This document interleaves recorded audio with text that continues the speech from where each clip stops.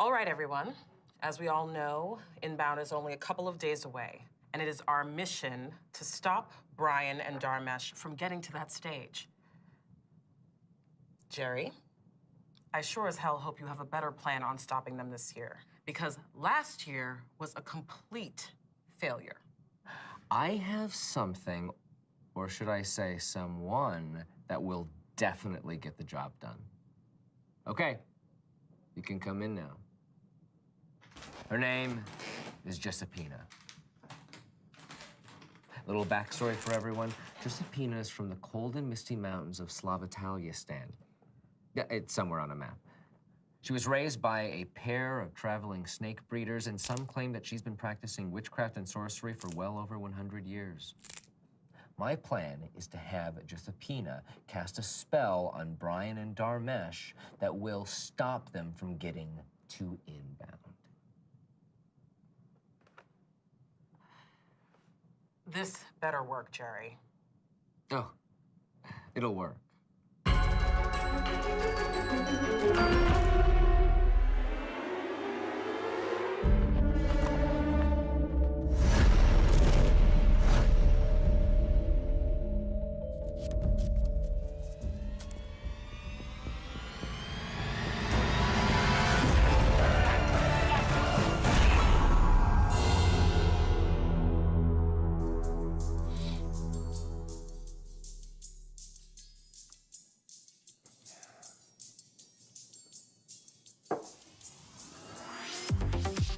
Alexa.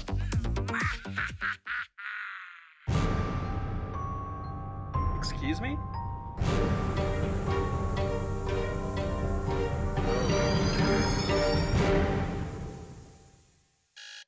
Dude, what the heck happened?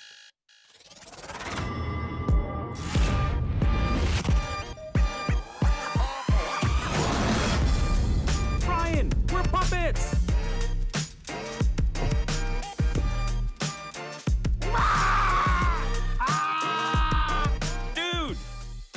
Puppet! Dude, you're a freaking puppet! Must have been those rascals over at Outbound Inc. Aw, hell no! We need to get to inbound. Let's get out of here. We'll figure it out along the way. Oh my god, oh my god, oh my god! People are freaking out. What are we gonna do? How the heck are we gonna drive this thing? I'll take the wheel, you work the pedals. Let's do this!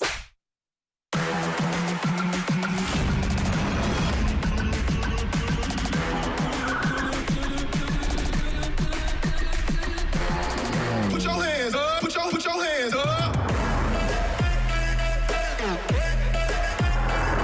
Put your Slow down. What was that? hands up, put your hands up. Brian, how many times do I have to say this? You can't eat in my car. I end up smelling like bugles for a whole month. Sorry.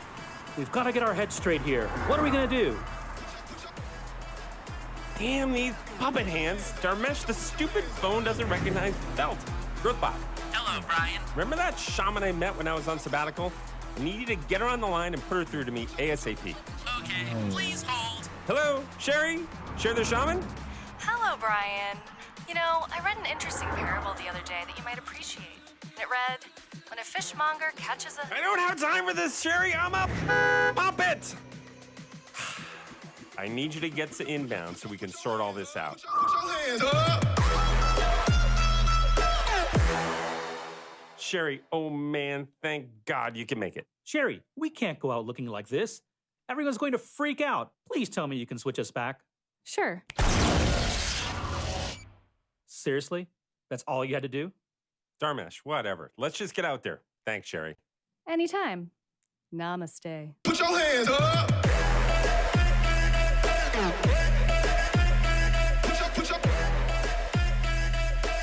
your hands up. Put your hands up.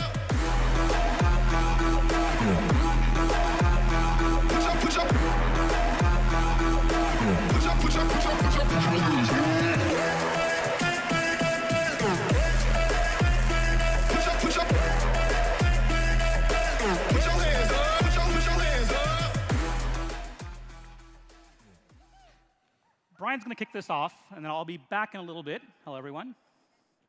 Nice to be human again. It's hard out there for a puppet, Brian. Let's do this. All right. Okay.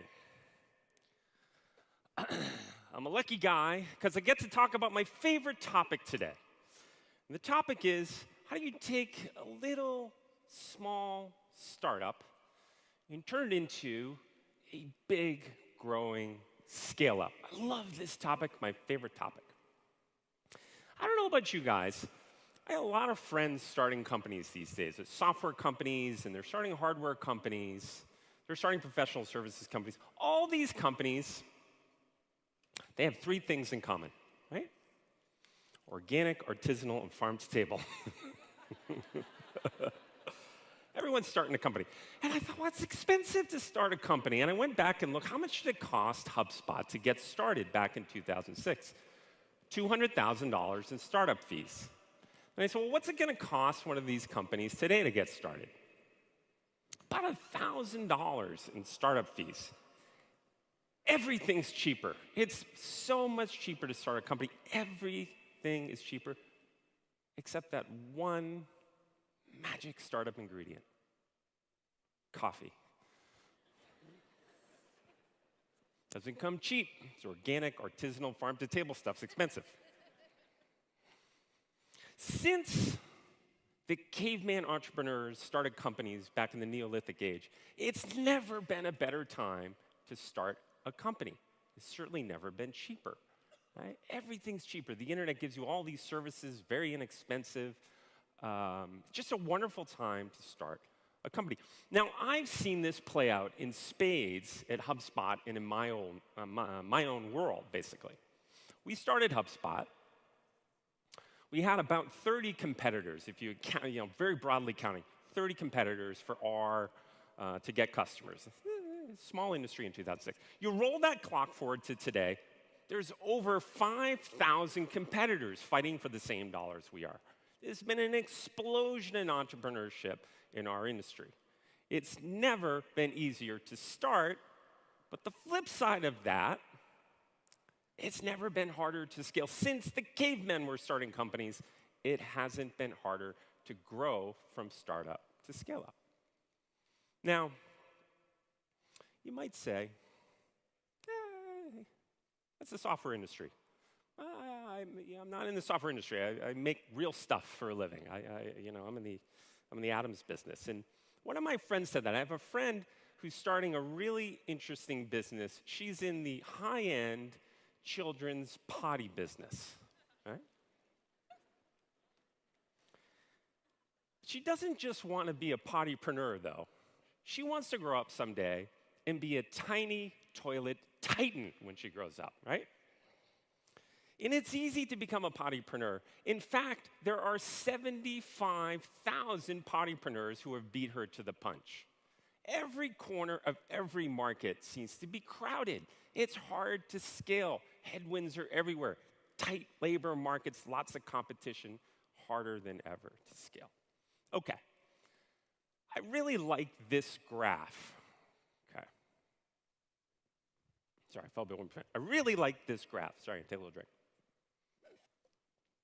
And I mostly like this graph because I put it together. And it represents that journey, that perilous journey from early stage startup up to big scale up. And phase one is kind of the founding phase. You get 3 people, 2-3 people working on the idea. Phase two is the startup phase. You get between 3 and 30 people. You're working on product market fit. You know all your customers. Most of your customers are either your cousins or your childhood friends or your friends from band camp. You're trying to get the thing going.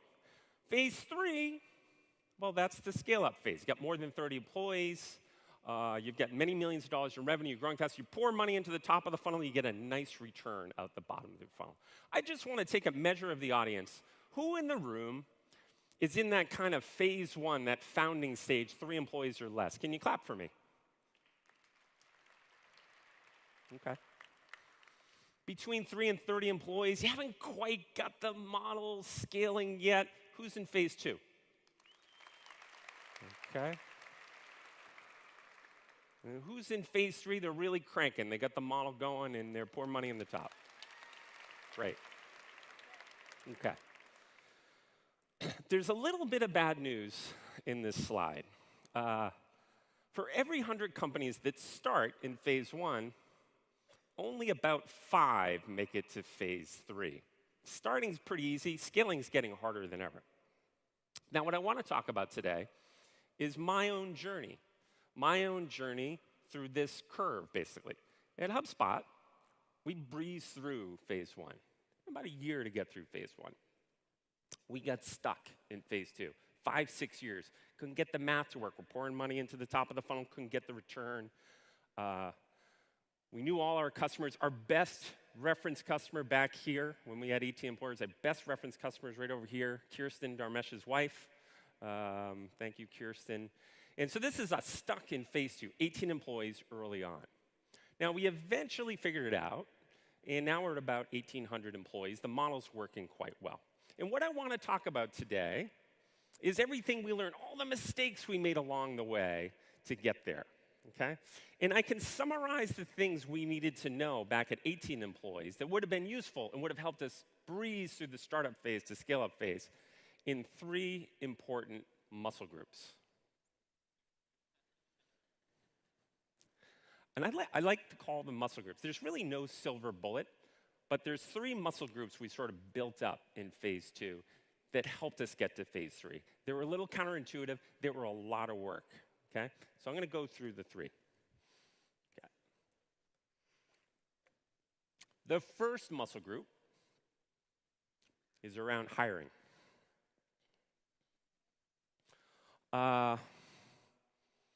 Sorry, first, I just said, did I say hiring on that?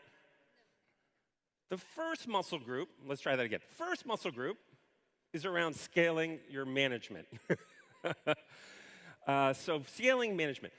A lot of the things we learned to do as managers in startup mode worked against us in scale-up mode. We had to learn a whole new bag of tricks. And anytime I talk about scale-up management and best practices in management, I gotta talk about my dog, Romeo. This is Romeo.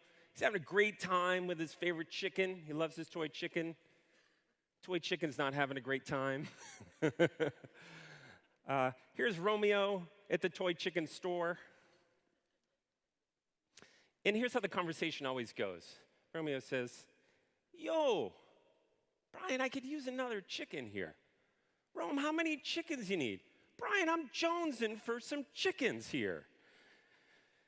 And every time, I'm weak. We have this conversation, and my answer is the same every time. I say yes. Okay. My predilection for saying yes and being a yes man happens at home. It happened at Hubspot in the startup phase, okay? I was a yes man. I prided myself on being a yes man. I didn't care what the question was. The answer was yes. And they were getting a little bigger, and I got some feedback from a woman named Lori Norrington. She's a fabulous board member of ours.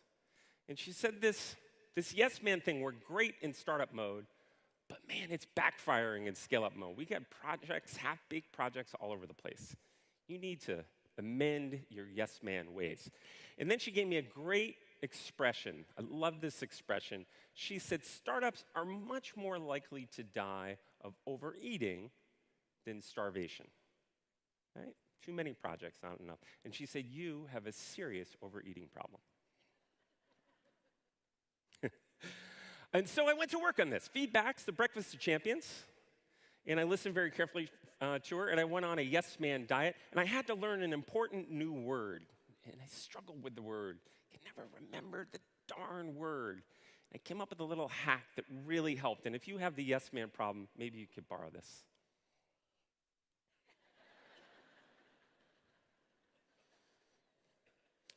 Then laundry day.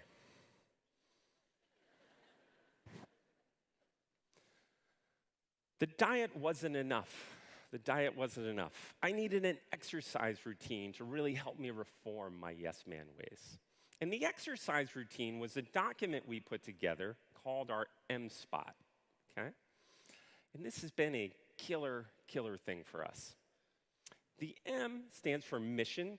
S are the people we serve. The P are the plays we're going to run this year. The O are the plays we're going to omit this year.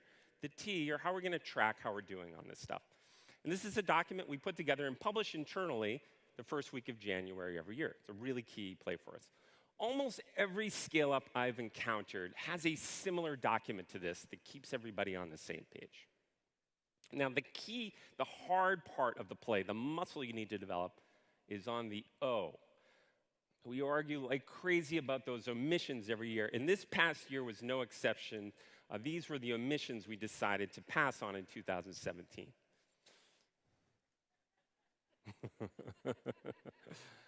I like that one. Okay, so the first muscle group is you learn to focus. You got to learn to do less things well, okay? The second management muscle we needed to develop really was a problem that started emerging as we grew larger, okay? When we were small, 10 people, we're all in the same office, we saw each other every day. As we got bigger, we had a layer of management in place. We had people working from home in remote offices and whatnot. And what started to happen that causes a lot of problems in scale-ups is managers started to make decisions that optimize for their department over the company, right? Department over the company. And this was happening a lot. They didn't do it maliciously, of course, but this became sort of a normal thing. So we put in place a muscle that we call HubSpot's hierarchy of needs. And what we want our managers to do, and everyone to do in HubSpot, is when they're making a decision to solve for the company over their department, and even better is if they can solve for the customer over the company, over their department, over themselves. This was a muscle group that was really important to us. So, to summarize, if I could go back in time to when we had 18 employees, the advice I wish I got was, gee, everyone's got to learn to say no from the front line on. 2, you need some way to keep everyone aligned on the plays you're running and the plays you're omitting. 3, you need to solve for your company over the department. That's what I wish I learned when we were at 18 employees. Okay, second muscle group.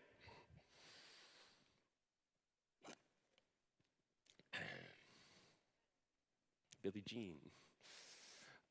Second muscle group is around hiring, okay?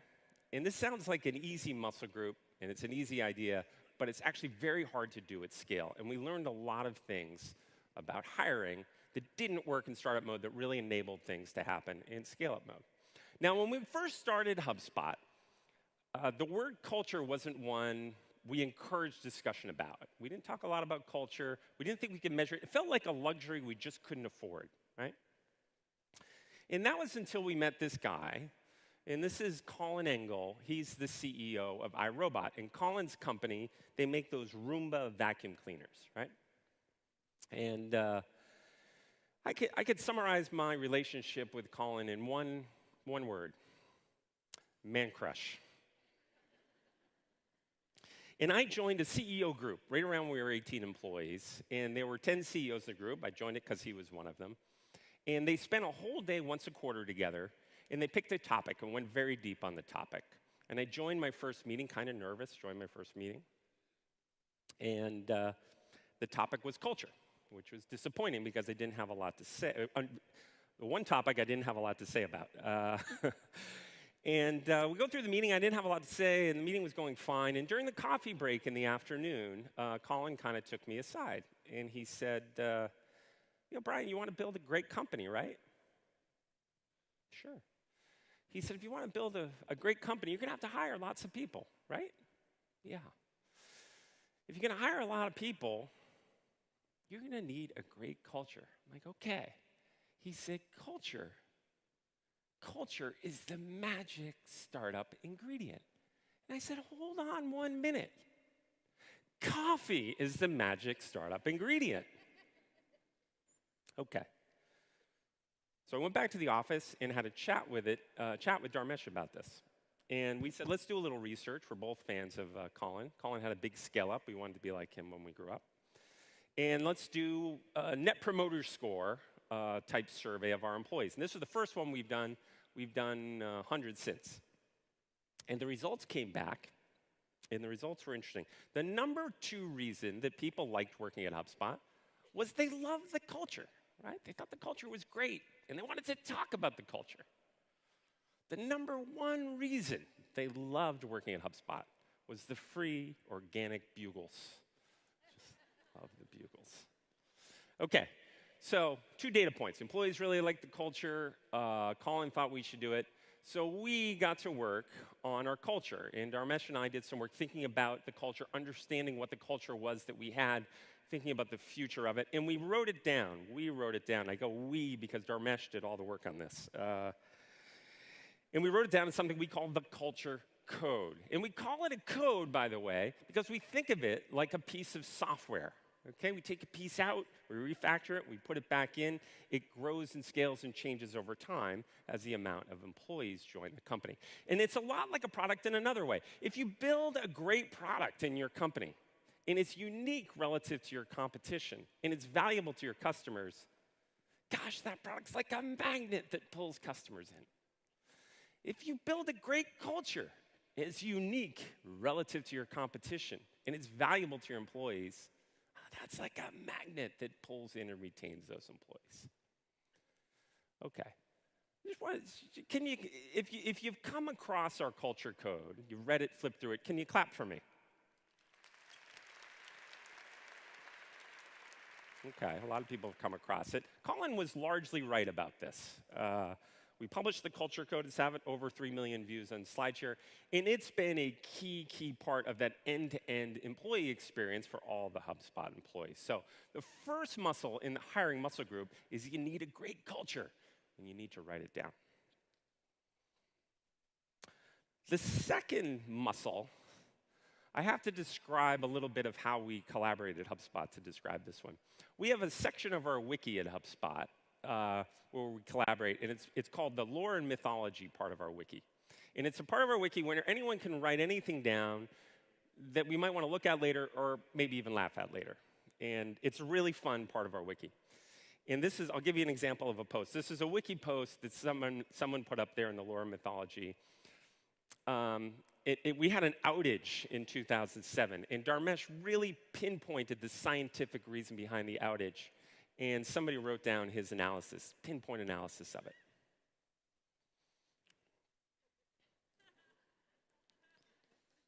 And owie. And then I had this beauty that someone wrote down about a month later.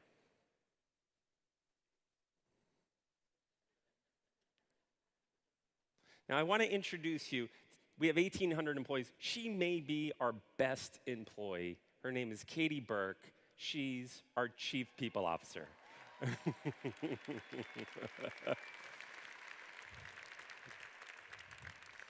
Okay, now, there's a story behind Katie that's interesting. Katie's a career marketer. Katie joined HubSpot's marketing department, stayed in the marketing department. And at the time, we had kind of a voice of the customer, a guy named Jonah. If Jonah was in the room, we didn't need a customer in the room. He understood the customers, spoke passionately on their behalf. Katie, despite being in marketing, was the voice of the employees, spoke passionately about the employees. Now, what Katie's superpower is, and she moved eventually into HR and ran people ops, she does a great job on hiring, and she does a great job on benefits and all that stuff. But what her superpower is she's passionate about not making HubSpot a good place to work, but making it a great place to work, even trying to make us the best place to work in the world. You need someone like this voice of the customer, passionate about making your company a great place to work if you want to move from scale up to startup. Okay. Last one in this muscle group, mission. This is the one muscle we had right from the start. If your mission today is you want to make 3 cents a share more than last year by gouging the planet or gouging your employees or customers, that just doesn't fly in 2017. The employees we want to hire, the employees you all want to hire, those special snowflakes, they're more missionary than mercenary, right? You need to appeal to them. Mission matters. Now, at HubSpot, when we started the company, the thesis was quite simple. We felt the internet disproportionately benefited small businesses relative to large, and that your success was more about the width of your brain than the width of your wallet, right? Every investor we met along the way, from day one of HubSpot, tried to talk us out of our mission, said, it'll never work, right? These small, medium-sized businesses are growing. You can never make it work, right? Never make it work. You need to go to the Fortune 500, build a product for the Fortune 500. What they failed to understand was that mission mattered to Dharmesh and me. Yeah, mission mattered a lot. 11 years in, I'm up here working my guts out because I believe in that mission. Dharmesh, the same. We'll be up here 11 years from now working our guts out because we believe in the mission. I suspect our 1,800 employees, they come to work every day because they believe in that mission. Mission matters. In fact, I'm going to give a quote from Simon Sinek, one of our speakers a couple years ago. He said, if people are working hard in a mission they believe in, they call that passion. If people are working hard in a mission they don't believe in, they call that stress. Mission matters. Mission matters more in 2017 than it ever has. Okay, so what are those hiring muscles you need to scale, to go from startup to scale? What did I wish I knew when we had 18 employees that I know today? First, you need a culture. You need a good culture, a unique culture. You need to write it down. Second, you need a voice of the employee. Maybe that's you inside your company. It doesn't have to be an HR.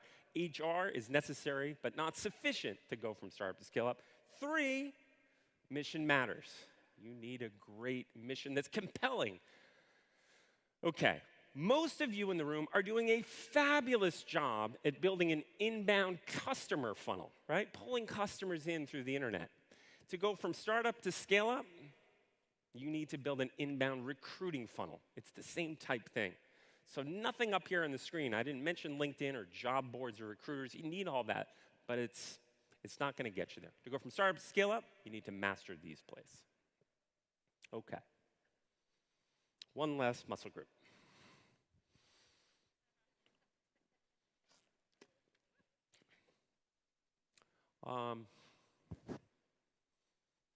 This is the one that held us back. This is how we got stuck in phase 2. It took us a long time to figure this out. And I'll tell you why. One of the things that's good and bad about Dharmesh and I is we read everything about startups. We're steeped in the latest startup thinking. We're fascinated in it. We read all the startup dogma and we buy it. And so these words that you see on the screen, when we were in phase 1, founding stage, we must have said minimum viable product 1,000 times a week. When we got to phase 2, we hung our hats on product market fit. All we talked about was product market fit. But that startup dogma held us back to getting to scale up mode. You don't need product market fit to get to scale up mode. You need product market delight to get to scale up mode. And it's very different. Delighted customers, well, they do 2 things, don't they? The first thing they do is they pay you, of course. The second thing they do is they market for you. And in 2017, your delighted customers are a better marketing channel than in your own marketing department. That's the way you grow. That's the fuel in the scale-up rocket ship in this day and age. It took us a long time to figure this out. It took us a long time to go from startup to scale up. We started investing heavily in R&D, heavily in net promoter score improvements, heavily in retention rate improvements. This has made all the difference for HubSpot. This was the key play that helped us go from startup to scale up. And I personally probably shouldn't be too surprised given my history in my first job I ever had. My first job I ever had, I was 16 years old, and I worked in a gas station. And I want to tell you about my first day on the job. It was my first day on the job, and my first customer, 7 in the morning, beautiful day, and Cadillac pulls up to get their gas, and I'm a gas pump guy on my first job, and I'm 16, and the woman rolls her window down. You had to roll it down back then. I said, how can I help you, ma'am? And she said, well, fill it up with unleaded. I said, sure. So I walked down the side of the car. I'm looking for the gas, where to put the gas in. I didn't see it. Back of the car. On the other side of the car, and quite see it there. And well, take another look. I must have missed the gas cap on the first time through. There's no gas cap on a Cadillac, apparently. I can't find the darn gas cap. And so the woman, this is my first customer, having a little trouble with delighting my first customer here. The woman gets out of the car, she's a little irritated with me, and she goes and she pulls down the license plate, and sure enough, that's where the darn gas cap is on a Cadillac, right? Don't judge me, short shorts were in back then.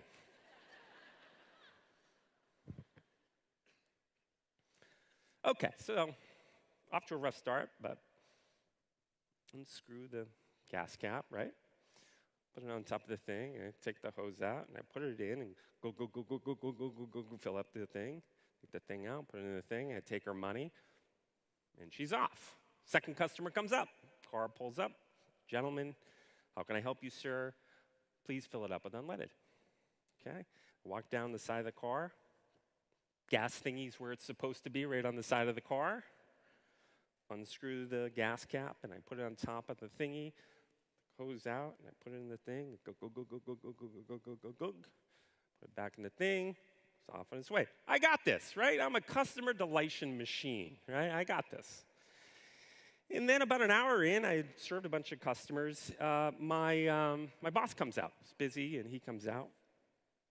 And he takes a customer, and it's a gentleman, and pulls down the window. How can I help you, sir? And fill it up with unleaded. And he goes, and the gas cap's where it's supposed to be, and unscrews the thing. And then he goes to put it on top of the who's-majiggy. And he realized that his new hire had forgotten a key step in the customer delight process.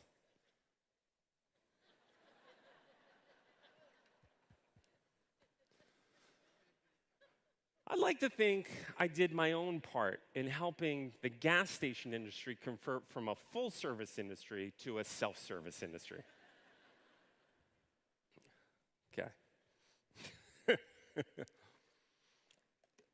All right. I'm impressed with the gas station industry for what it's worth. They disrupted themselves. They transformed their customer experience, and it's much lighter touch. It smells a little bit, but it's pretty good. Most industries aren't so forward-looking, are they? Here's a couple that are in the news a lot, right?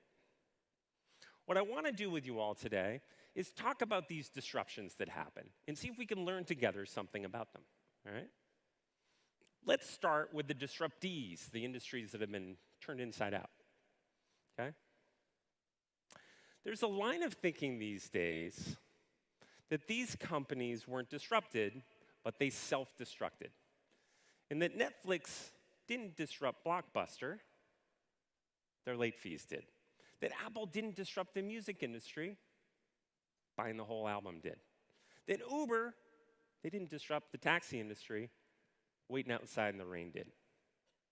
What they all have in common is they opened their door wide for the disruptors to come in by creating kind of a crappy end-to-end customer experience that was very heavy, okay?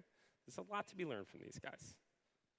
What about the flip side, right? What about the disruptors? Is there anything we can learn from the disruptors? I think there's three things I learned. The first is it's much more about how they sell than what they sell, right? It's how they sell, not what they sell. Great products these days seem to be disrupted very, very quickly. Great services, end-to-end experiences, are far more durable. Disruption cycles are fast, much more durable with great experiences. 2, light touch and automation wins out over heavy touch in humans. I don't love that fact, but it's kind of true. Self-service is one of those double win things. It's better for your bottom line, and your customers like self-service too. 3, the words coming out of the customers' mouths are 10 times more valuable than the words coming out of the vendors' mouths. They have mastered word of mouth. Right? These are 3 things that we're working on here at HubSpot. So our own model at HubSpot, you've seen us evolve over the last few years here at Inbound. We've moved to very much a freemium model. Clap if you've used one of our free products. Yeah. We're trying to move we're kind of trying to move. I think of back in 2013, we got religion on a delightful product. We're trying to move to a delightful end-to-end process. We think that that's really a key thing. So the freemium is designed to do that. We sell in a whole different way. It's about how we sell, very light touch, and it's designed to be word of mouth. So this is very influential on us. The other thing we're doing with this is we're changing the product we're bringing to market to all of you. If I think back in time why we started HubSpot in 2006, it was like a wormhole opened up on the internet that was a fabulous thing that if you were a small or medium-sized business, you could create content and pull people in through Google and social media. It was fabulous, right? And we built a platform to help people drive through that wormhole.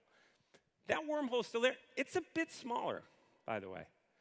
The new wormhole today is creating one of these delightful inbound end-to-end customer experiences. It's much more today about what you sell.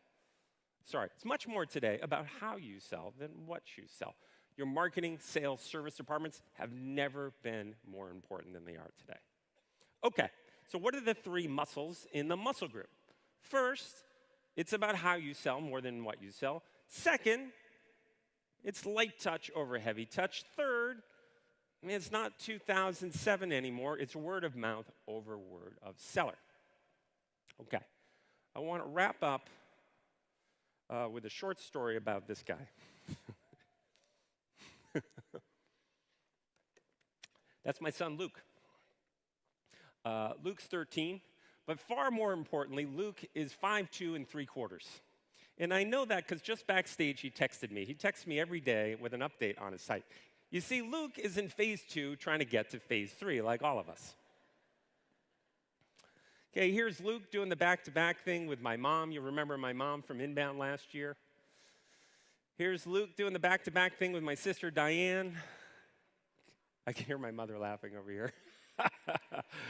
Doing the back-to-back thing with my sister, Diane. And, you know, his mouth's open. He's really pissed off because Di-Di's still got him by about a half an inch, right? And I was heading down to, on the weekends, we go to Dunkin' Donuts. It's our thing. And I go to Dunkin' Donuts. I get a large hot coffee with milk. And Luke always gets a small latte. And we're in line waiting in the Dunkin' Donuts. Hey, your usual? He said, no. I'd like an apple juice. I said, apple juice? What's the matter? He said, coffee stunts your growth. And I said, that's funny, because I always thought coffee was the secret ingredient. Anyway, I think we all have a lot to learn from Luke. We started HubSpot to help all of you go from startup to scale up. We give away content. We have this conference to arm you with the knowledge you need to do it. We build the platform to help you grow your business. I want to thank you all for coming. Dharmesh is going to be out after a short video. Thank you very much.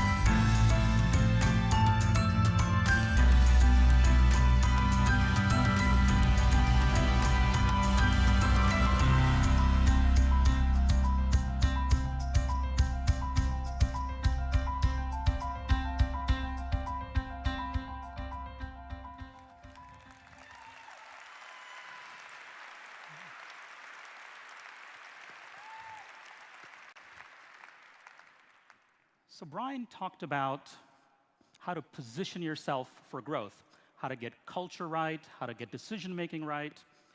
What I'd like to talk about is how you produce growth. How do we grow better? Now, every now and then in your life, you get this email that causes a range of emotions. This is one of those emails. This came from Sequoia Capital, one of HubSpot's venture capital investors. And they were inviting Brian and I to a founders event. Now, I'm going to walk you through the thoughts that went through my head as I read this email. Number one, buried deep in the hills. Now, this was my first hint that there might not be optimal Wi-Fi where they were having this. And that was a problem for me because I'm what you would call indoorsy. It's not that I'm anti-nature, I'm just pro-Netflix and pro-pajamas, right? That's just problem number two. We're hosting a small n equals 100 gathering. Now, I like the n equals 100 part. The fact that he said it that way, because that appeals to the geeky side of me. But in addition to being geeky, I'm also introverted. And n equals 100 is about n equals 98 more than the number of humans I'm used to being around. That's just not my thing. Final problem. We're bringing together our most legendary founders. Now, I can understand why they would want to bring together legendary founders. If I were them, I would do the same thing. My issue was, then why do they also feel compelled to invite me? Like, it's because legendary is not on the list of descriptors I would use for myself. The one that I would use is insecure. And so if you add it all up, I'm indoorsy, I'm introverted, I'm insecure. Net result, I'm intimidated. And so I send a message back. I'm polite about it. Honored to be invited. Thank you so much for inviting me. Sorry I can't make it. And that was that. Or so I thought. 2 weeks later, I get a follow-up. Oh, and by the way, Elon Musk is going to be there. Now, I can characterize my feelings about Elon in one hyphenated word. Geek crush. Geek crush. But the thought that went through my head as I was reading this email was one word: crap. Now I'm going to have to come up with better excuses not to go on this outdoorsy thing. I'm still not going to go, but now I need better reasons. Now, as big a fan of Elon as I am, I know someone that's an even bigger fan. My son, Sohan, who's in the audience today, by the way, for the first time. Yep. Hey, guy.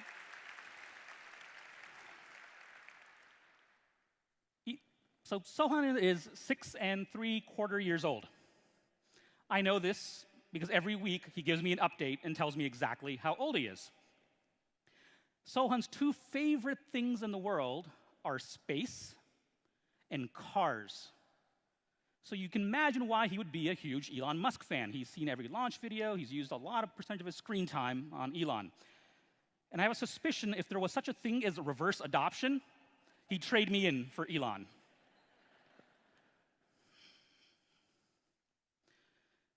So I chat with my wife about my dilemma.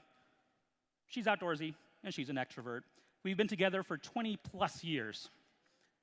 Thank you. Yeah, she's been to every inbound. And she gets me, and I explain all the reasons why I'm not going. And she says, Sohan would really love that selfie with Elon. And I'm like, good talk. Good talk. So here I am at the founders event. And this photo was taken with a drone, because why wouldn't you take a photo with a drone if you can? And Elon did make it. That's Elon in the aviator glasses. It's hard to tell from this photo. He looks astonishingly like the Terminator. He's not, don't get me wrong, but he looks astonishingly like the Terminator. He's more like an Iron Man thing, not, anyway. So that's me. I'm easy to spot in this photo because I'm the one person that's looking at the ground. And the reason I'm looking at the ground is because I'm an introvert and I don't like making eye contact, not even with a drone. That's just not what I do. And so I'm a man with a grandmaster plan here at this event. So we're going to shift to this big tent and we're going to have dinner. And here was my plan. It's like, okay, I'm going to sit myself at dinner. I'm going to pick a strategic spot. Then sometime during the course of dinner, I'm going to turn around. I'm going to take a selfie of myself. Well, all selfies are of yourself. I'm going to take a selfie. And Elon's going to be somewhere in the background. And I'm going to let the magic of Photoshop do the rest. That's my grandmaster. It's like he's 6 3/4. When he figures it out, he'll understand. It's like, Daddy, I would do the same thing. It's like, yeah, he'd be understanding about it. That's my suspicion. So this is the plan. So I'm sitting there waiting for dinner. I'm kind of channeling my inner Jason Bourne, checking out all the angles. So waiting. Someone sits down kind of right next to me. I'm like, oh, that cuts out some of the angles. But it turns out the person that sat down right next to me is Elon Musk. What are the odds, right? Well, actually, I guess 1 in 100 is n equal. Anyway, but doesn't matter. Doesn't matter. Not important to the story. Okay. So first, it's like, awesome. Like, Elon Musk is right there. And then I'm like, not awesome, because it is impossible to take a selfie with somebody that's sitting right next to you without them noticing. Like, it's just science, right? You can't do it, right? So I'm stressed out. Now, the good news is Elon was everything I had hoped he would be. Crazy, smart, and brilliant, super geeky, and as it turns out, very gracious, and very charming. So I got to spend 2.5 hours at a small dinner with Elon Musk. Had a great time. Didn't go to bathroom for 2.5 hours, different story. So we're chatting, having a good time. And during the course of the evening, this question is posed. Like, Elon, you're doing like Tesla and SpaceX, like, how do you do such big things? Like, what's your advice? Now, you have to realize Elon is a physics guy. Here's his answer. Let's say you're trying to get your company from point A to point B. Every person on the team is a vector, and your progress as a company is determined by the sum of all vectors. That's all he said. So I did what anyone would do. I nodded politely and started talking about artificial intelligence.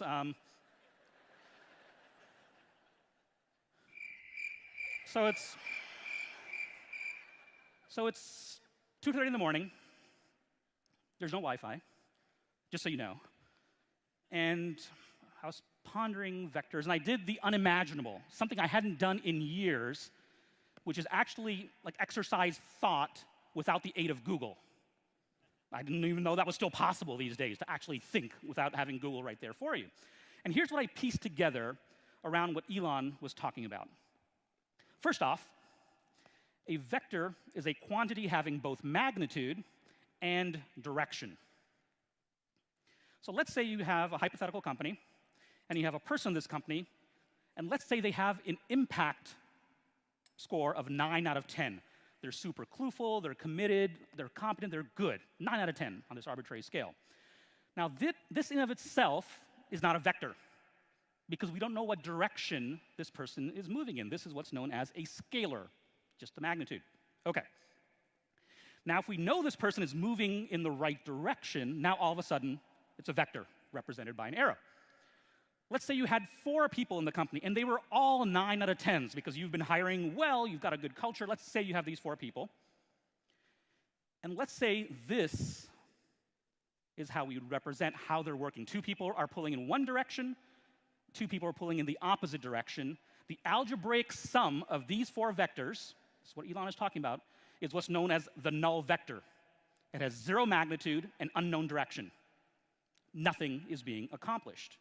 Now, this is not common. This would not happen in any company ever, right? This is more common, right? Mostly people are pulling in the correct-ish direction, except for that one guy. There's always that one guy. We know that one guy, right? There's always one of them. But overall, things are moving in the right direction, but it's still not optimal, right? Because we're not maximizing the value of those impacts. If you did this kind of algebraically, you'd calculate how much actual impact was being had. I'm going to spare you that. Now, this is what Elon suggests we should be trying to do. This is the theoretical maximum for those 9 out of 10 people. Add them all up, and the magnitude of impact is actually 36. Nothing is being wasted. There's no inefficiency. There's no one pulling in the wrong direction. This is what we should be all striving for, which is aligned vectors. So congratulations. You've just passed a micro class on linear algebra. I'm not saying it was the best class on linear algebra, but it's the biggest live class on linear algebra, I think, ever. Now, some of you are wondering, Dharmesh, that's all well and good. Why would you give us a micro class on linear algebra? 2 reasons. Reason number 1, HubSpot's about 11 years old. I've been to 40 company meetings. I've written 1,000 blog posts.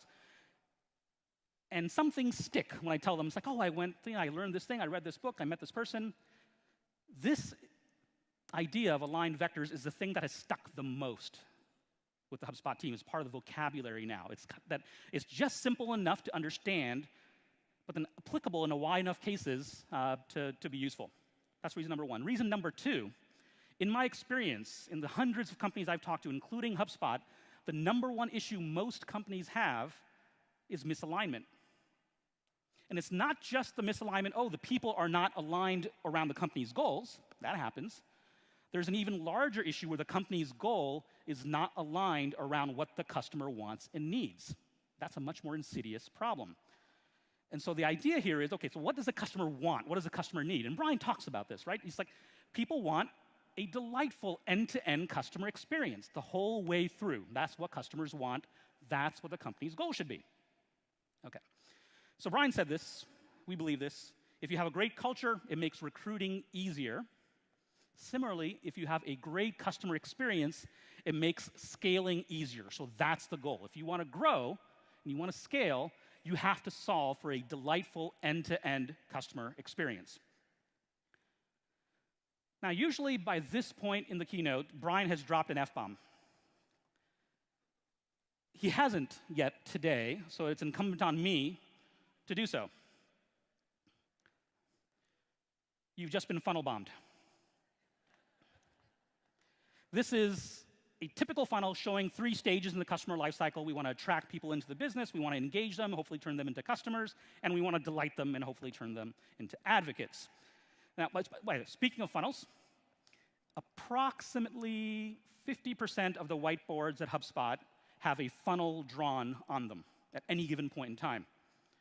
Exactly 100% of those funnels were drawn by Brian. That might explain the fascination with bugles, because like, Dharmesh, they look like tiny funnels. Yes, Brian, yes, they do. Okay, so we can think about the 3 stages as being a funnel, it's useful, or linearly, if that's useful. But I think there's a better way to think about these 3 stages. It's not really linear. It's not this and this and then this. I think the right way to think about it is as a cycle that says we attract people, we engage them, we delight them. That makes it easier to attract more people, and we can keep going and going and going. And that's the idea. So I call this the virtuous cycle of growth. And in the center of the virtuous cycle of growth is the platform, the technology platform. Now, it's called the hub, by the way. I didn't make that up. Google it. It's like if you have a bicycle and there's a wheel spinning the thing in there. It's not just networks that have hubs. Anyway, besides the point. All right. So we're going to talk about those 4 things. We're going to talk about marketing. We're going to talk sales. We're going to talk about customers. We're going to talk about platform. Let's start with marketing. Now, in undergrad, I was able to squeeze into a 4-year degree of about 7 years worth of classes. That's how long it took me to get my degree. And in those 7 years, I did not have a single marketing course, not one. And the reason is I majored in computer science. Didn't have to take a marketing course. And to just to round myself out, make myself a little bit more human, I minored in math. And so it's a little bit odd that years later, Brian and I would go on to write a book about marketing called, cleverly enough, Inbound Marketing. And it wasn't an amazingly well-written book because we wrote it. We should have hired a ghostwriter like normal people do. But although it wasn't amazingly well-written, it was amazingly well-timed, because this notion of inbound marketing and moving from this kind of outbound non-empathetic approach to an inbound, human-friendly approach was catching on everywhere. We were not the only ones talking about it. And the key message of the book was you want to add value before you extract it, and you can add value by creating content.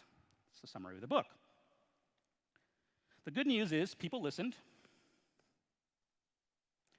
The not so good news is sometimes they became obsessed with the create content part instead of focusing on the add value part. So they were creating content and creating content and creating content. And HubSpot and I were not blameless in this process. We've produced our fair share of content. So now one of the things I love about the marketing team at HubSpot is they love data and they're geeked out on experimentation. So this year we decided to take a pause, reflect, and think. This is Vilfredo Pareto. In addition to having an impressive name and an even more impressive beard, way ahead of the hipsters, by the way, way ahead, he had an impressive observation. And his observation is that in many cases, a small percentage of the inputs can lead to a disproportionate percentage of the output, called the 80-20 rule. An example would be 20% of the clothing you own accounts for 80% of the time that you're out in the world, essentially. This t-shirt is a good example. So it's like, okay, well, small percentage equals to big.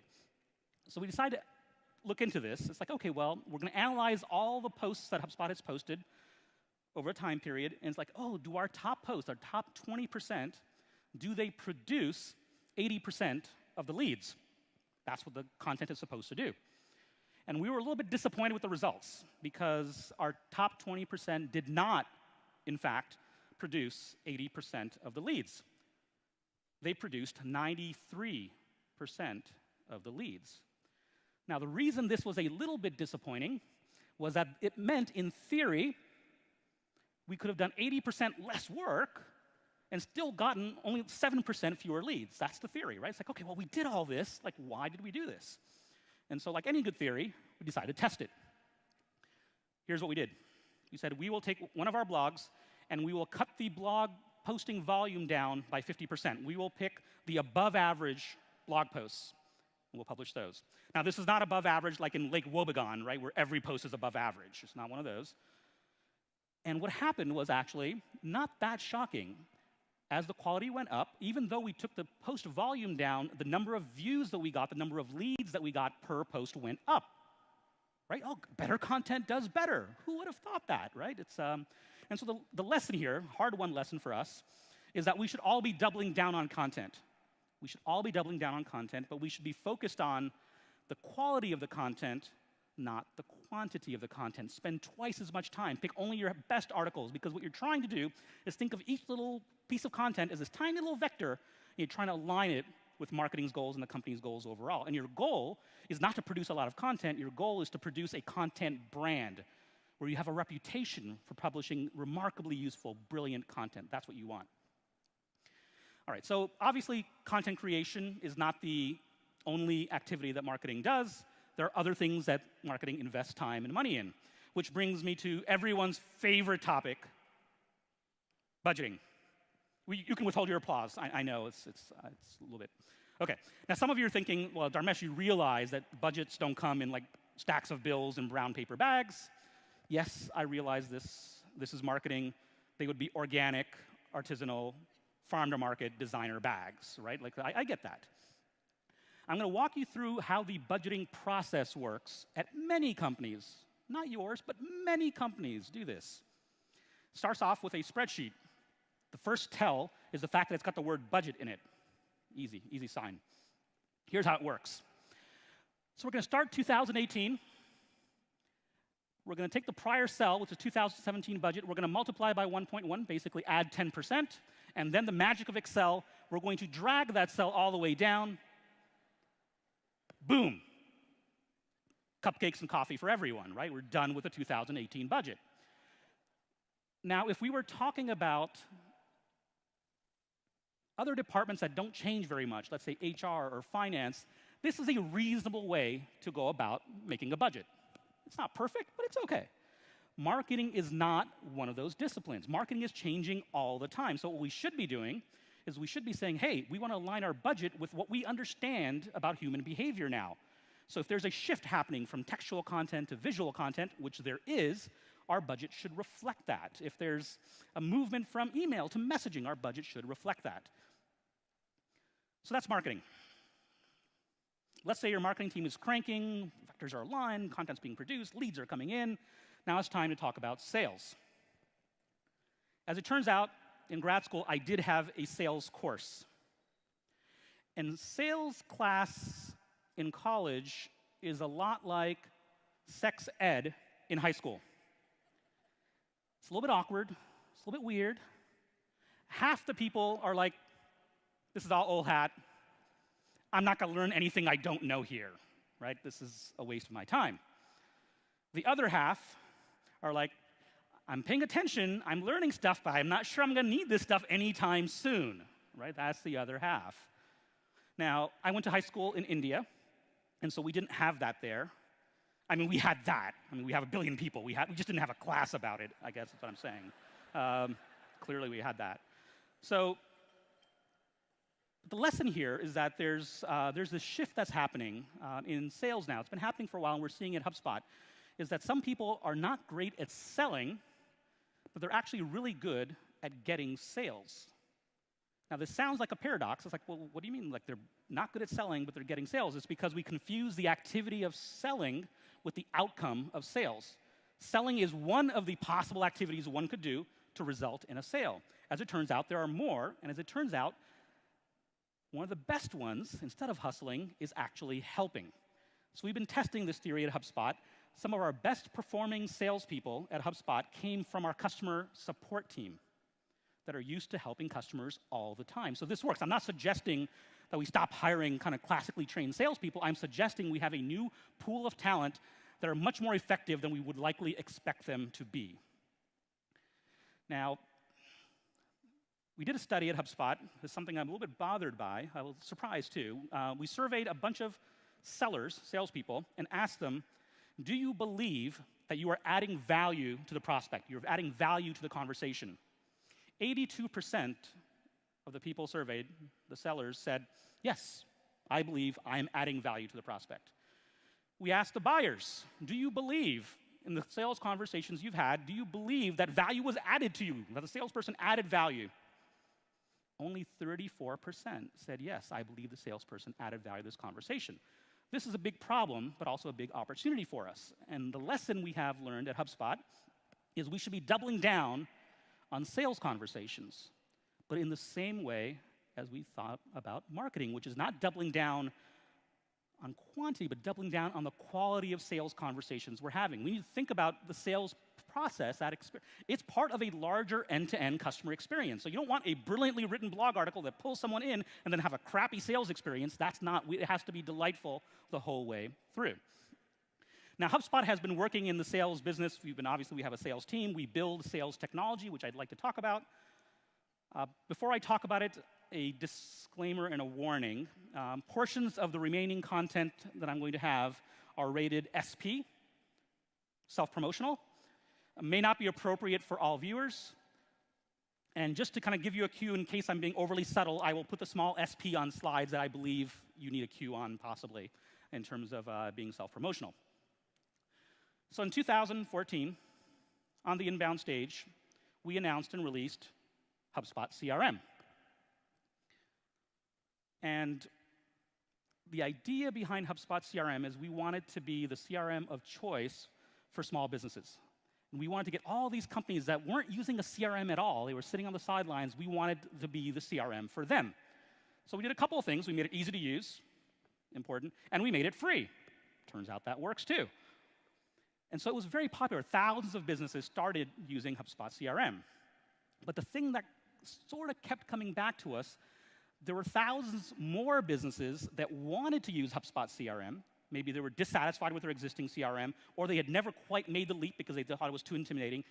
But the issue was that HubSpot's offering just didn't clear the bar. We needed to be like this high in terms of features, and we just weren't there.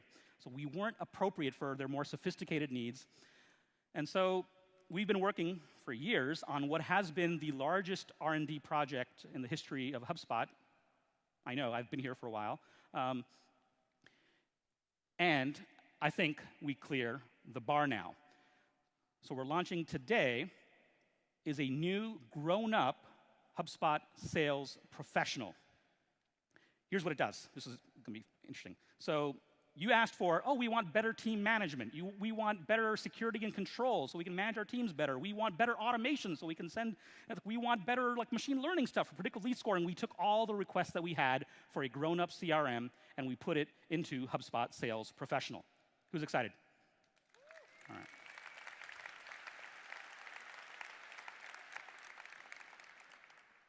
And like Apple iPhone, the price is going up. Unlike the Apple iPhone, if you are an owner of HubSpot Professional, any time between now and October 31st at midnight, you get grandparented into the old pricing. So, all right. Yep. All right. So we've talked about marketing, we've talked about sales, let's talk about customers, the whole reason our organizations exist. Now, one of the things, and Brian hinted at this, is that not only are the customers the purpose for our existence, they are the biggest driver of growth. So we have more data. We ask people that make purchasing decisions, what information do you look at? What influences you when you make a purchasing decision? Top two things: word of mouth, customer referrals. Now, this is of CEOs and other executives. We asked the same question of VPs and directors. I had the slides, took them out. Same thing for individual contributors. The top two, in all cases, referrals and word of mouth, essentially. So the customer drives a lot of the purchasing decision, and that's not super surprising. So then the question is, okay, we get that. So how do we create delighted customers? What do we do? So simple but not easy, which is you deliver help to customers, engage them however they want, whenever they want, with whatever they want. So let's dig through that. Here's how not to help a customer however they want. So I get this message, Mr. Shah, we are calling regarding the message you sent us. It's well, first of all, I got this as a voicemail because I don't answer my phone, ever. And I don't answer my phone because I hate phone calls.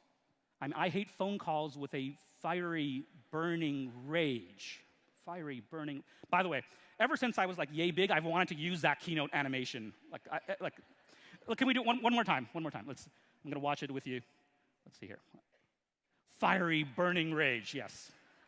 By the way, that's the closest I'm ever going to get to going to Burning Man. It's yep. Too many extroverts. So here's the way it's supposed to work. So here's okay, if I tweet you and ask you a question, you tweet me back. If I Facebook message you, you message me back. If I call you, call emergency services, there is something medically wrong with me, I would never do that, right? That just don't. Okay, so it's not just me. The shift from kind of the classic email and phone calls as modes of engagement is moving. And so there are lots of ways that I'm strange and atypical. The fact that I like messaging is not one of them. Actually, I fit into the norm here. One of the few ways I'm actually normal. So Facebook released this data earlier this year in April that 1.2 billion with a B people are using Facebook Messenger.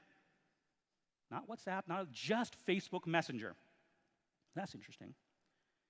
Those people are sending upwards of 1 billion messages a month to businesses, not to other people, not to friends, to businesses. Right now, that's what's happening. By the way, that's businesses with a B as well, businesses. And I would posit that anytime 1 billion people do anything, well, not anything, there are things people do that we don't, but anyway, it doesn't matter. Anytime 1 billion people do anything, it's time to pay attention. And this is not one of those things where oh, build it and they will come. They are already here and they want to chat. So we dug into more data.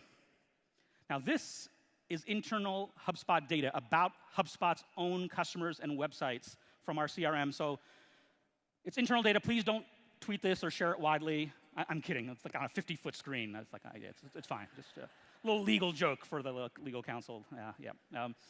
So here's what we discovered, is that if we put a form on a web page that has content, if the person fills that form out, 0.7% of those people that filled the form out will eventually become customers, okay?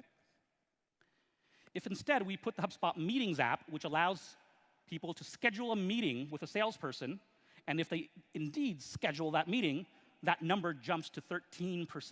13% of the people that asked for a meeting will eventually turn into customers. If instead we put chat on the website and say, oh, if you just want to chat with a salesperson right now, if they decide to engage and have that conversation, 20% of those people turn into customers. This is HubSpot's data. Now, some of you are thinking, okay, well, Dharmesh, this is a bit of a sample bias, a selection bias, because depending on where in the journey they are, different things are going to appeal to them. And you are absolutely friggin' right. There is a selection bias, and that's why we need these different modes of engagement. We want people to self-select into whatever it is that gets them further down the journey they're trying to do. If they want to talk to somebody, let them talk to somebody. If they want to schedule a meeting, let them schedule a meeting. If they just want to fill out a form, let them fill out a form, so we can get the broad spectrum of engagement. That's the idea. So here's where we are. 40 years ago, you had to have a phone number. 20 years ago, you had to have a website. You couldn't be a business and not have a website.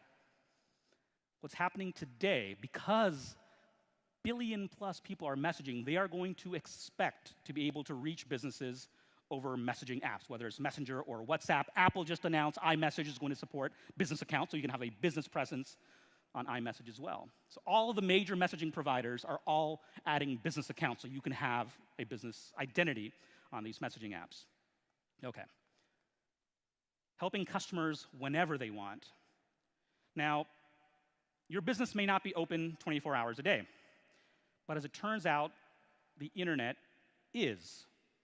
And what you would consider normal business hours don't really apply anymore. There are people like me that are up till 2 o'clock in the morning every night. We're just strange, right? But we buy things, as it turns out. And so the pushback I get on this is like, okay, well, Dharmesh, I get it. I mean, if I could respond to customer issues 24/7 a day, of course I would do that. But we're a small team. We can't afford to do that. And this is where software comes in. And of course, I'm talking about chatbots. And I like chatbots. And I cannot lie. I've been obsessed with chatbots for like approaching, well, years now. And so last year at Inbound, I launched a GrowthBot, which is a chatbot for marketing and salespeople like yourselves. It's doing really well. It's one of the top 3 chatbots in marketing and sales right now. Thousands of people use it. I'm not going to go into a deep demo of this right now. We don't have that kind of time. But I have a neat little Easter eggy thing for you. So if you send GrowthBot a message that says, help me align vectors, or something resembling that, it will send you a couple of goodies later this week after I've caught up on some sleep. Okay. Including like the blooper slides from this deck, all the ones that I had to cut out because they didn't make it. Anyway, so do that. All right, so speaking of bots and platforms, when we had websites, you needed to know HTML originally to kind of put a website up. We got content management systems, allowed mere mortals to do it.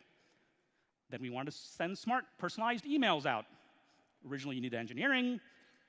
Marketing automation comes along. Now mere mortals can do it. Bots. Before, you need an engineer to go off and build a bot. Now, we have bot platforms that are like the content management systems of yesteryear, except instead of building a website, you build a bot. Now, HubSpot has been excited about this. The marketing team has been really excited about testing this out. So we looked at all the bot platforms. We tried them out. We actually ran tests.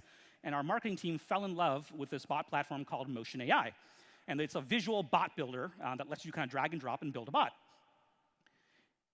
And last week, we announced that HubSpot acquired Motion AI. Thank you. It's like we welcome the team. They're awesome. You're going to love them. They're awesome. And the idea here is to take that visual bot builder, kind of blend that technology into HubSpot over time. I'll talk about that in just a little bit. Last piece, help people with whatever they want. I'm going to keep this one quick. We've all seen this little customer support on-site chat widgety thing. You click it, and here's an example conversation I've had. click the thing, conversation goes, hello, how are you, having a good day? What is your customer account number? And I'm like, well, I'm not a customer yet. I just have a question on pricing and your terms. And they're like, well, you have reached the customer support chat line. I need your customer account number. But I'm like, I'm not a customer. I would like to be a customer. It's misguided of me, I know. But they're like, no, but you don't understand. This is the customer support chat line. So we should not expect customers to know our org chart. It's like, oh yeah, well, the customer support people spent money on this software that supports live chat. Those marketing schmucks, they didn't do that, and so therefore you can't ask marketing questions. No, that is not the customer's problem. We have to help them with whatever it is they need help with. Okay. So here's what we need to do as organizations. We need to help customers with this kind of overall end-to-end experience, however they want, whenever they want, with whatever they want. So HubSpot is now in the middle of what is already one of the biggest projects in the company's history to capitalize on this particular movement. And what the team is building is a unified inbox that the entire team, marketing, sales, customer support, customer success, everyone in the company has access to this one unified inbox. Messages come into that inbox across multiple channels: email, Slack, Facebook Messenger. It all comes into one place and you can collaborate, so you can deliver this thing. It's like whenever it's going to support bots, so you can have auto responses. It's like, oh, this will look this up in the knowledge base. You're asking about our hours, that kind of thing. Biggest project we've ever undertaken. I am personally super excited about it. I'd like to introduce you to HubSpot Conversations. Okay.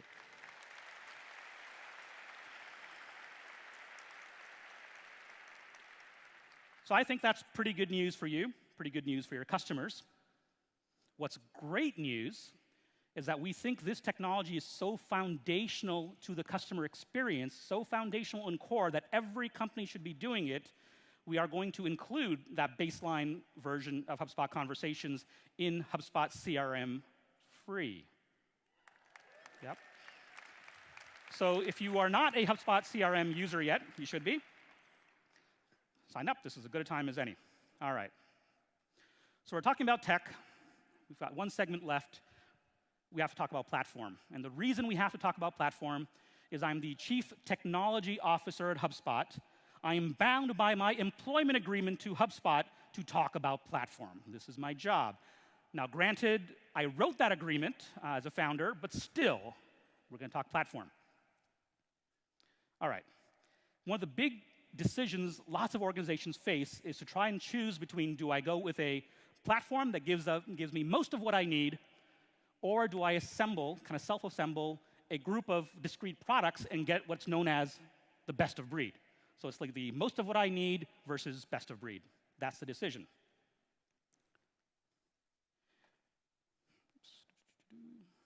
All right.